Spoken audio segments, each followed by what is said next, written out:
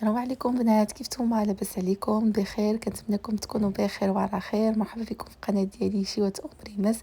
اليوم ان شاء الله جيتكم فيديو جديد. غادي نحضر معكم واحد الكيكه اللي كتجي لذيذه بزاف، واحد الكريمه ديالها منعشه. كنتمنى ان شاء الله هاد الكيكه تنال الاعجاب ديالكم وتشاركوها مع الحبايب ديالكم، وما تنساوش تشتركوا في القناه وتضغطوا على زر الجرس ان شاء الله باش يوصلكم كل جديد ديالي. ودابا نخليكم مع مقادير وطريقه التحضير ان شاء الله.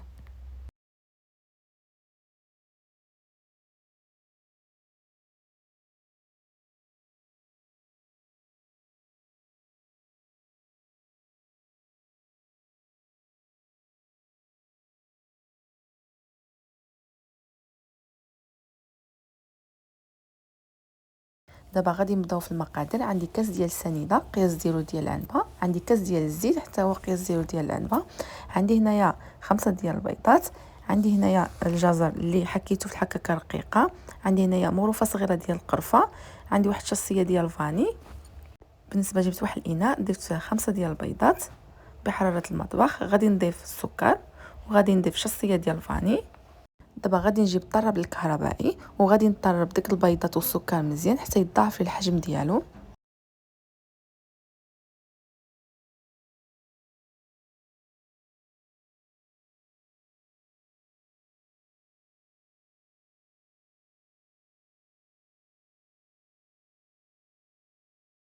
بالنسبه ملي ضعف لي في هذا الشكل هذا كما كتشوفوا معايا، اللون ديال البيض كيتبدل كيرجع بيض في هذا الشكل هذا كما كتشوفوا معايا.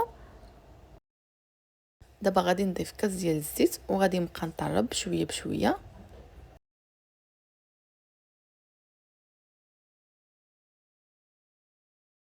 من بعد ما طربت صافي دابا كنجيب جوج ديال الجزرات اللي حكيتهم في الحكه كتكون رقيقه. صافي غادي نعمل مغرفه صغيره ديال القرفه وغادي نخلط بالطرب الكهربائي مزيان. صافي من بعد ما غادي نخلط الطرب الكهربائي صافي دابا غادي نوقف يدي بالتطريب.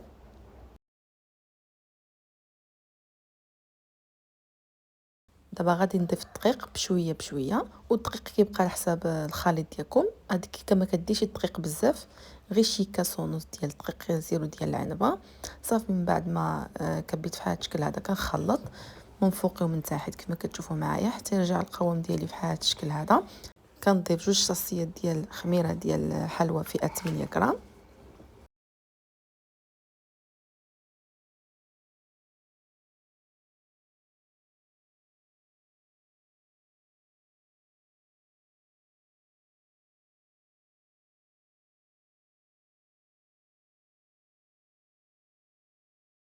صافي من بعد ما ضفت الخميره كنخلط مزيان كما كتشوفوا معايا في هذا الشكل هذا. صافي من بعد ما نطرب الخميره كنضيف واحد مغروفه كبيره ديال الخل باش كتهشش لنا ديك الكيك ديالنا. صافي دهنت المول بالزبده وشويه ديال الدقيق، غادي نكب الخليط ديالي في هذا الشكل هذا كما كتشوفوا معايا. صافي من بعد ما كبيته غادي ندخلو للفرن اللي غادي نشعل عليه غير من تحت 180 درجه. من بعد ما يطلع لي الكيك ديالي غادي نشعل عليه من فوقي.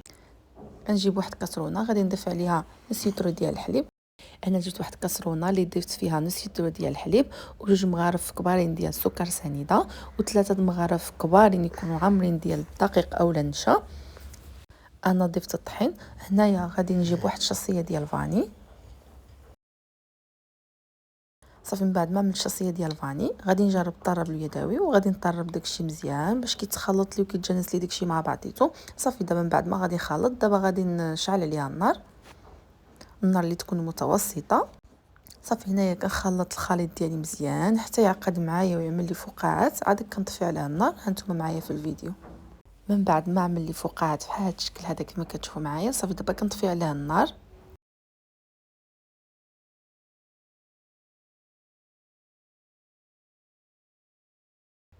صافي كيكون هذا هو القوام ديالو. كنجيب واحد المول وكنضيف ديك الكريمه ديالي كيكون هذا هو الشكل ديالها كما كتشوفوا معايا. كنغطيها بالسلوفان وكنخليها تبرد.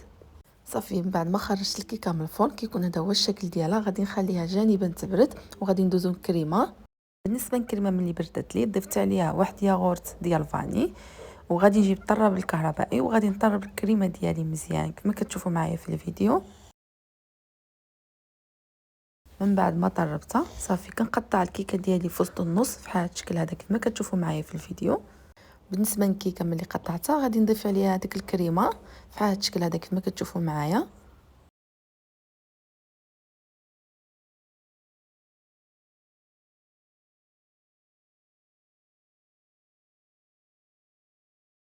بالنسبه ملي عوضت الكريمه ديالي بحال هذا الشكل هذا جبت بيان اللي حمرته في الفران وهرمشته وضفته في الوسط ديالو باش كيعطي ديك التقرميله غزاله والمذاق حتى هو كيزينو. صافي دابا من بعد ما عملت بيان صافي دابا غادي نضيف ديك الكيكه اللي قطعتها معكم كنضيفها فوق ديك الكيكه اخرى بحال هذا الشكل هذا كما كتشوفوا معايا. ودابا كنجيب ديك الكريمه اللي خليت شويه ديال الكريمه اللي غادي نغطي بها الكيك ديالي بحال هذا الشكل هذا كما كتشوفوا معايا في الفيديو.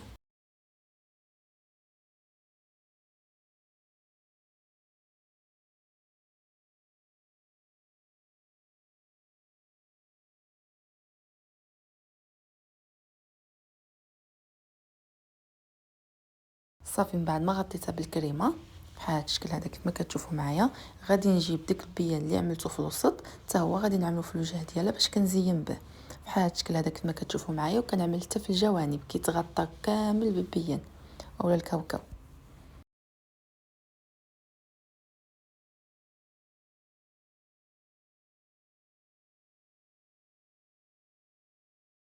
من بعد ما زينت الكيكه ديالي كيكون هذا هو الشكل ديالها. كنتمنى ان شاء الله هذا الفيديو يكون نال الاعجاب ديالكم. هذه الكيكه كتجي بنينه بزاف وكتجي هشيشه وغزاله. كنتمنى ان شاء الله هذا الفيديو ينال الاعجاب ديالكم وتشاركوه مع الحبايب ديالكم وما تنساوش تشتركوا لي في القناه وتضغطوا على زر الجرس ان شاء الله باش يوصلكم كل جديد ديالي. وخليكم مع فيديو جديد ان شاء الله. السلام عليكم.